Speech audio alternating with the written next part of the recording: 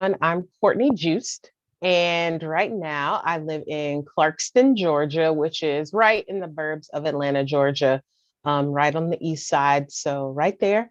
I was born in Jackson, Mississippi, and I am the son of Rose and Johnny Griffin and the granddaughter of Maddie and Lee G. Robinson, as well as Roberta and Sam Griffin. And, the reason why I mention them is the fact that, ancestors and being in touch with, those individuals and keeping their memories alive and telling their stories was the one of many main drivers of why I wanted to create the children's book that I did. But as far as, the day to day, what I do to pay the bills, I work for a healthcare tech company.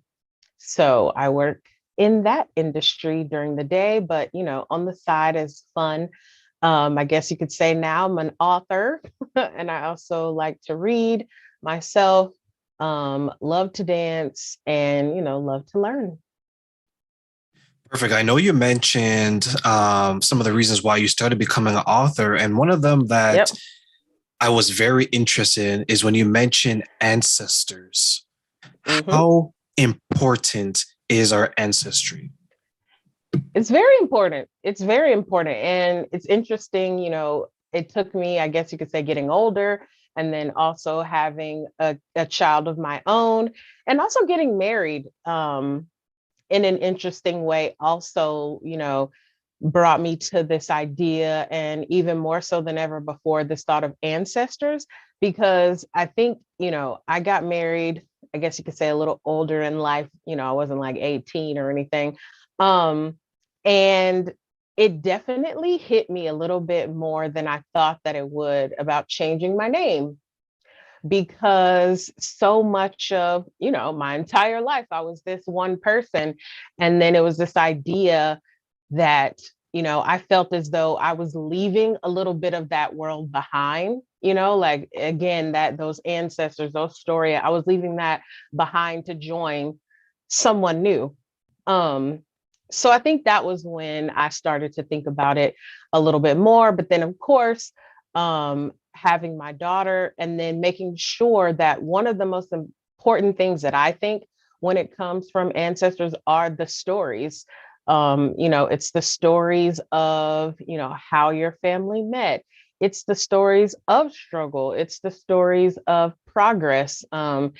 It's the recipes. It's the knowledge that gets passed down that's so important that you get from your ancestors. And, one of the conversations that is typically had with many African Americans is a little bit of that severing or severing from those ancestors that we're not exactly sure, where they are or where they came from, but working on trying to remake that connection, or as people say, remember putting it back together.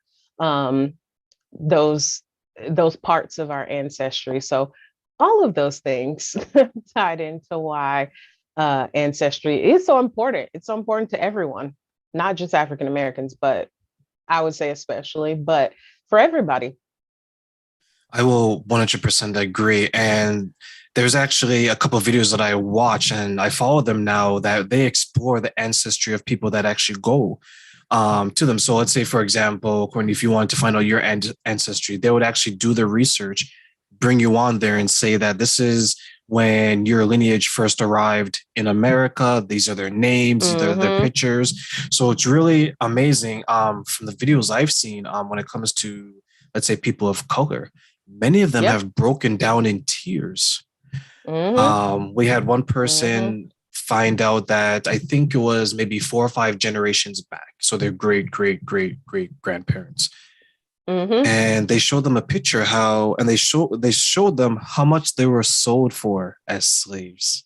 Wow. That's how thorough Wow. it is. And when the person looked at it, they broke down because they're Yeah. comparing that value to the value today. And they're thinking, I could have, I spend more on clothing was basically Mm-hmm. the comparison in regards to human life. So when you mentioned Mm-hmm. Mm-hmm. ancestry, I know there's people in my family that they would actually, because I'm in Canada, they would actually go on vacation and search out family members. I Mm. remember I had someone do that. I must have been, this is years ago. I think I was working, like a lot of people in school, they work retail. I was in a retail store. This person out Mm-hmm. of the blue came up to me.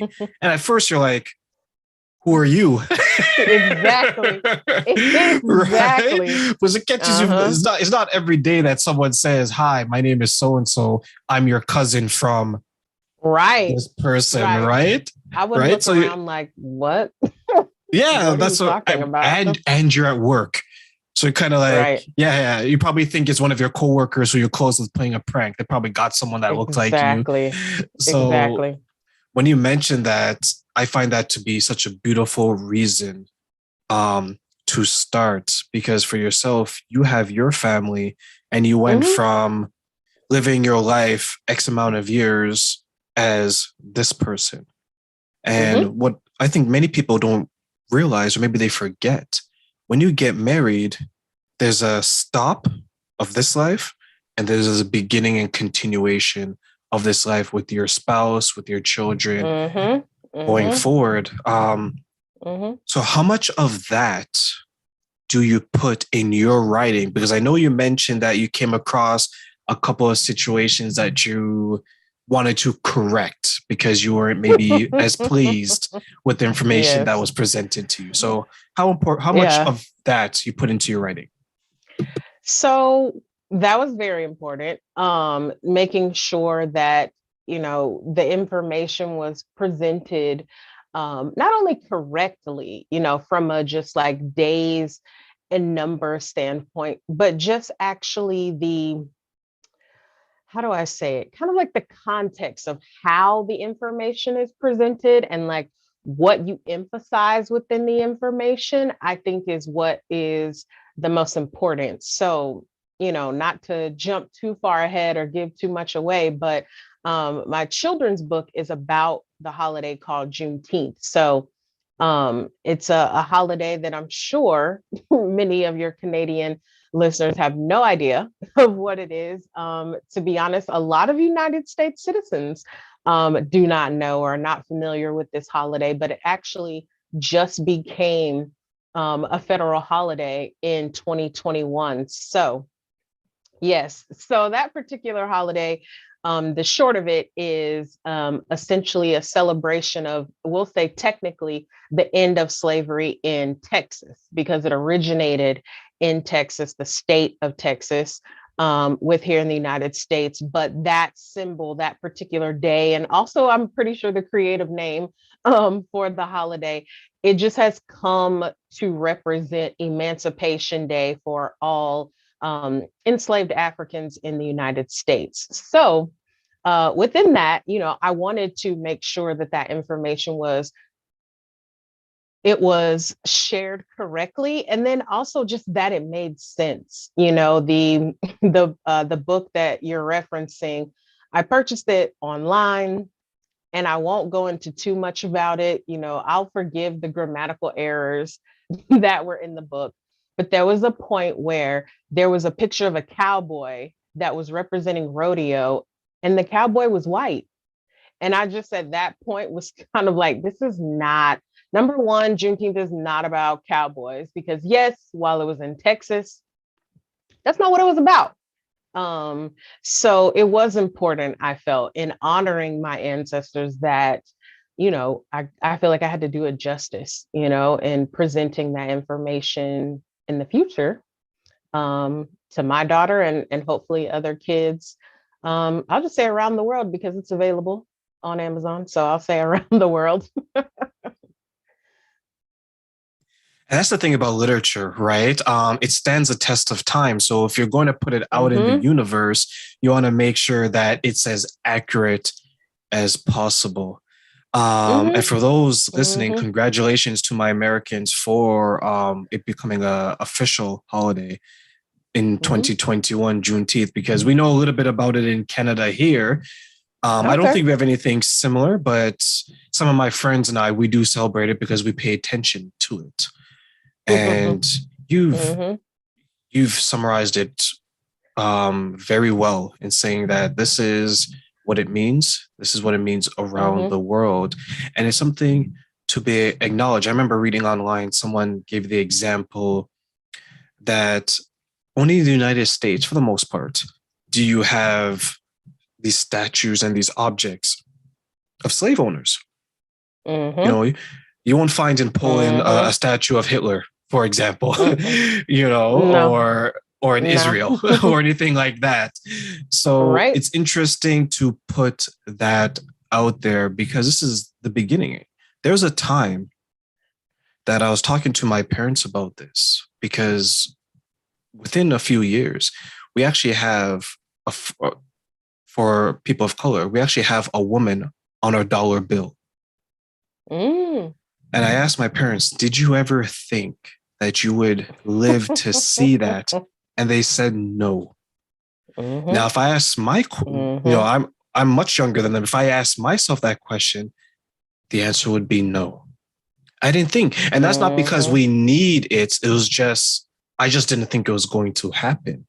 So when you Right. put that out there for the next generation, how important, Courtney, is your work for the next generation to gain an understanding about their ancestry and maybe some of the celebrations that go unnoticed? Yeah, I think it's very important for young people. I'll even say adults because we're the ones that teach the young people or the next generation um to have an idea of what this celebration and as you said other celebrations that are not commonly known um to get that information, I'll say from the source, um, and making sure that in this new world that we're hoping that they build, that they have a different foundation than what we had. You know, they have different expectations and ideas of what is possible than what we have. And I think that one of the things for them to understand is to have an accurate idea of what happened, because when you have the correct foundation and have an idea of really what it is, then you can truly move forward.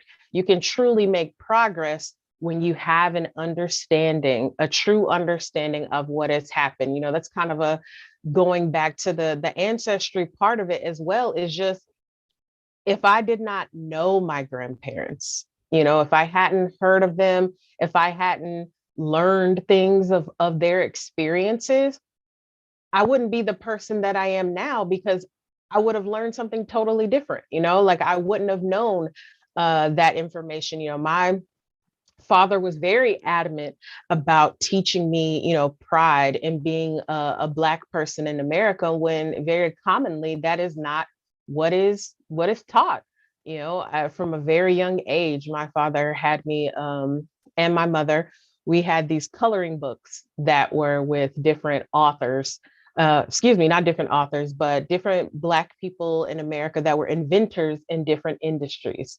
So I saw myself in, a Garrett Morgan who invented the stoplight, something that was such a everyday thing, you know, in our lives as a kid. And I could point and say, hey, I know a Black person invented that, um, so many other things, but that is what's important. And that is essentially what I wanted to do for my daughter, was to tell this story so that she has the correct foundation, and foundation meaning the truth about the story, to the extent that she can handle being 4, and then also, of what's to come, and I giving her an idea of what could be to come later, despite any setbacks or people's thoughts that she could do otherwise. So I don't know, did that answer it for you? Absolutely. Yes. Yes. That's beautifully said. And I'm going to piggyback off of that. The impact your grandparents and your parents had on you. Hmm. Do you Hmm. feel, or actually, let's put the onus on you. Is that the type of impact you want to have on the world? Yes. Yes, it is, because my grandmother, um I thought that she could do anything. Like, I don't know what it is that she couldn't do. She just was awesome. And she was definitely, as I feel like as I'm growing older, trying to get more language around it, she was definitely, I think it's didactic, autodidactic learner. Like she would just, you know, watch some sort of seminar or whatever and say, I can do that. Or I remember we were younger and we would go and get our hair braided. You know, she would watch the ladies braiding our hair. And then like she would just say, okay, I can do that.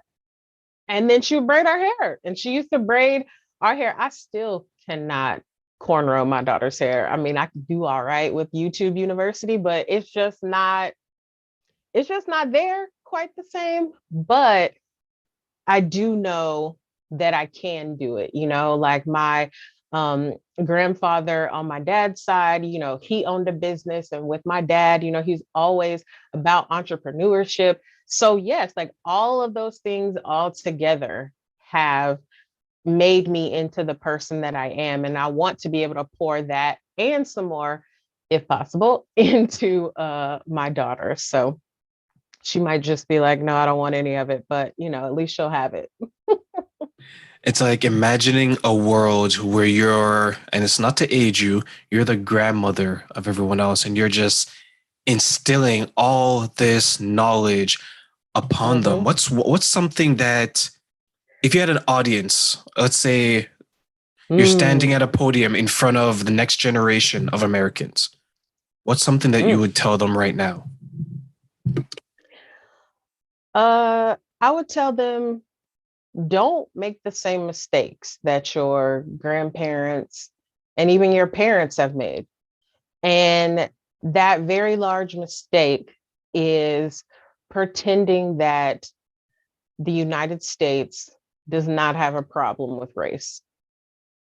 If you could address that, that is the fundamental issue that just rolls into literally everything else in our society. You know, what is it? Sonya Renee Taylor would call it the delusion of white supremacy. You know, that just enables, I guess you could say, all the isms that are plaguing our society.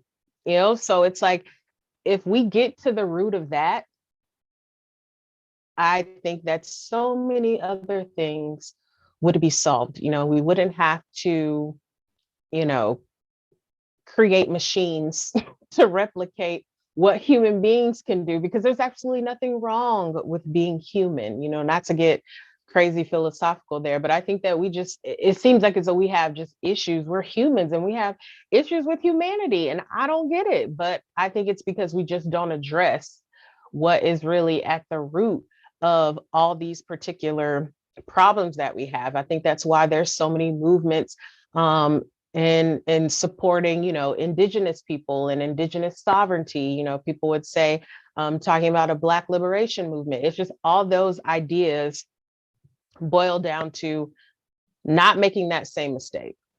And that's what I would tell them, because I think that addressing that and truly recognizing each other's humanity, every single person's humanity, and what that humanity means to our planet, it'll be so much better.